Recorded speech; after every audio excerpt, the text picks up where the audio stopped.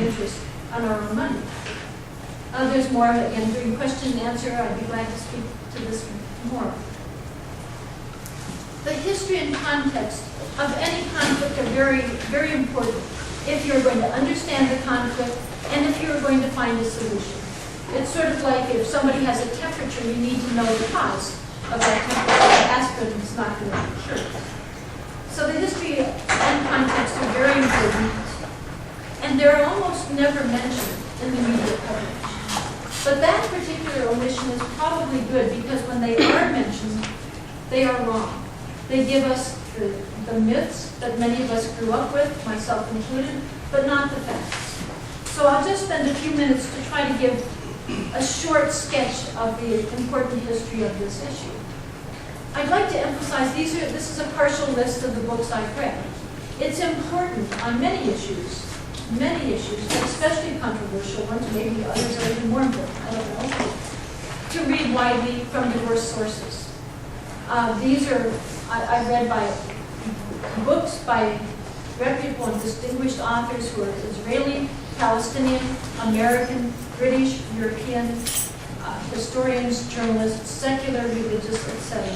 When you do that, it is actually not a very complicated story. Aspects of it are complicated. The overall issue, the overall history is not complicated the way we're often led to believe. One of the first things I learned when I started to really study for myself the Israeli-Palestinian conflict is that when I was born, there was no Israel. It didn't exist. So where did this conflict come from if there was no Israel when I was born? Well, there was a Palestine that had been around for a long time, a region under various empires throughout history. The violence to just understand the roots of this issue, you go back to just the late 1800s. You find that Palestine at that period was under the Ottoman Empire. It was a fairly diverse population. About 15% were Christian, about 80% were Muslim, about under 5% were Jewish, and there were a few other groups as well. They were all living together, largely in harmony, as they had done for centuries. Otherwise, they would have killed each other off long before this. And yet, they had been living there for centuries. In fact, the Muslims held the key to one of the holiest churches in Jerusalem. So what happened to create the tragic violence that we see today?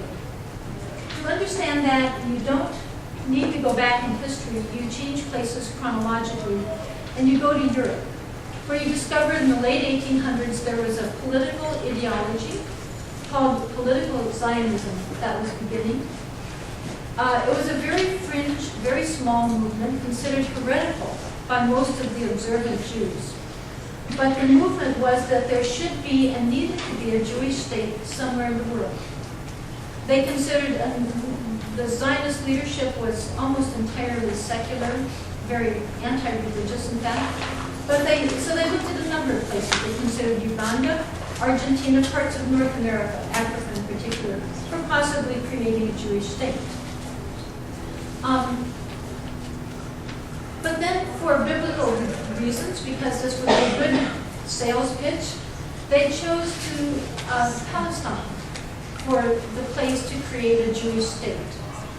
That would be unwelcoming to 95% of the people inhabiting the land, the Christians and the Muslims. They created a slogan many of us grew up hearing, a land without a people, for a people without a land. But of course, we know it wasn't a land without a people. It's sort of absurd to think we would have fallen to get that, one of the most ancient crossroads of civilization. Obviously was fully inhabited, as a number of Zionists wrote back when they discovered that they had been misled. As we know, indigenous populations do not necessarily welcome their colonizers with open arms, especially as the colonizers increase in numbers, and as it becomes clear that their intention is to push you off your own land. So there was violence between the indigenous Christians and Muslims and the colonizing Zionists, in which then as now innocent lives among both sides were lost, then as now the large proportion of those lives were the Palestinian Christians and Muslims. The immigration increased to Palestine over the coming decades, especially when the Nazis came to power, and the atrocities committed before and during World War II increased the migration to Palestine to create a Jewish state.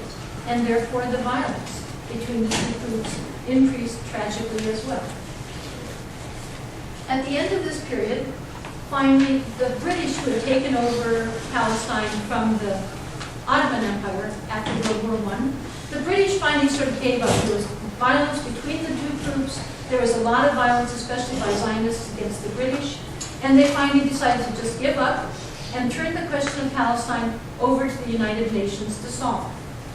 The United Nations at that point could have affirmed its charter principle, its bedrock principle for existing, the bedrock principle of democracy, which is self-determination of peoples. The people themselves could have voted, could have created their own state,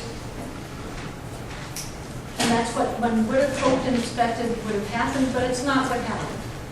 Under considerable pressure, threats, and bribes that have been well documented, Zionists pushed a partition plan that the General Assembly voted for, a partition recommendation. There's no force of law, but there was a recommendation by the General Assembly that Palestine be partitioned, that half of it be given to a Jewish state. Well, let's look at this. I think most Americans would not like the UN to come into the U.S. and say, well, we're giving away half of your country to someone else. But, you know, sometimes you need outside mediators, and compromises are often necessary. So let's look at this one. Well, in actuality, it wasn't exactly the way I just said it. It wasn't 50%. It was 55% to a Jewish state and 45% to a Palestinian Muslim and Christian state. To me, that seems strange, since those are the populations that were originally, before the migration of Zionists, were 95%. So I wondered if it was because there had been a great deal of immigration. The intention had been to sort of take over the land by immigrating there and overwhelming the original population. Maybe they had become 55%. However, the population figures are very accessible. And while they did increase Jewish proportion of the population, which had originally been a little under 5%, significantly, it was still only 30%. So that doesn't explain that kind of partition. Then it occurred to me, well, maybe it was the private property. Again, Zionists had hoped and intended to dispossess the people by the legal way. You just buy up the land and kick them off. They tried to do that. Some people think they succeeded in doing that. They did increase Jewish ownership. Originally, it had been a very urban population, owned about 1% of the land. It owned, most historians say, about 5 or 6%. The largest I've seen is about 8%. So a group that owned 8% of the land was being given 55%. That also seemed to me bizarre. And as history has shown us, the more unjust a situation, the more unequal a situation, the more violence that ensues. We've seen that in our own country and elsewhere. And that's what happened here as well. Rather than decreasing violence, rather than bringing peace or a solution, it brought increased violence and outright war. This war is called by Israelis the War of Independence. They celebrated it about this time of year, every year. To Palestinians, it's called the Catastrophe, Nakba, because it was a massive humanitarian catastrophe. At least 750,000 men, women, and children were very ruthlessly pushed off their land. Some figures are considerably higher. There were numerous massacres, at least 33 have been well documented. If you'll notice the dates of those massacres, half of them took place before a single Arab army joined this conflict. Now, the myth I've grown up with is that little Israel just declared its independence, and all these surrounding Arab nations, just because they're anti-Semitic, even though they had lived with Jews for centuries. The myth was that they had all invaded little Israel and somehow Israel won the war. Well, in reality, the violence had begun many years before. The increase in violence began in November. About 200,000 people were already ethnically cleansed before Israel officially declared its independence. And 16 massacres had been committed before finally these other Arab armies did join the Palestinian side. Their numbers, however, altogether were less than the number of Zionists under arms, so it's very different in that respect, and I